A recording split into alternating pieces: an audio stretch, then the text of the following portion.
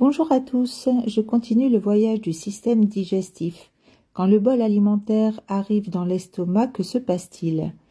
On appelle ça le temps gastrique. Quand les aliments sont brassés et réduits à un état quasi liquide, l'acide chlorhydrique va jouer donc son rôle qui est très important puisqu'elle détruit les bactéries nuisibles et les protéines y sont ensuite transformées.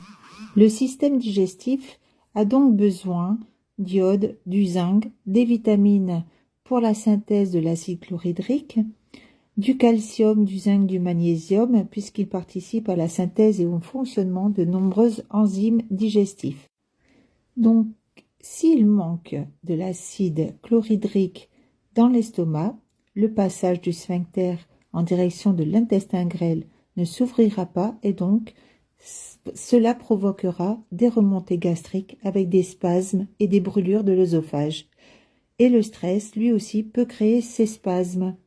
Par l'ouverture du sphincter du pylore, le foie, lui, va pouvoir créer la bile qui sera donc emmagasinée par la vésicule biliaire.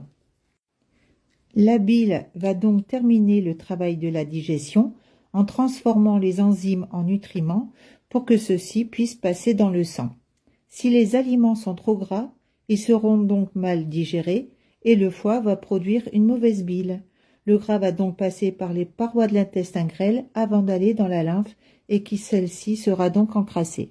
Concernant le pancréas, lui sert à l'absorption des aliments et les transforme, c'est-à-dire les glucides sous forme de glucose, les lipides sous forme d'acide gras, les protéines en acides aminés. Le pancréas, lui, produit deux hormones, l'insuline et le glucagon.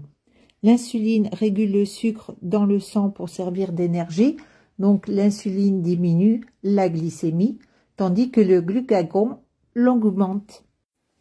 Donc, au niveau de la digestion, si vous êtes sujet au ballonnement du haut du ventre, c'est un manque d'acide chlorhydrique.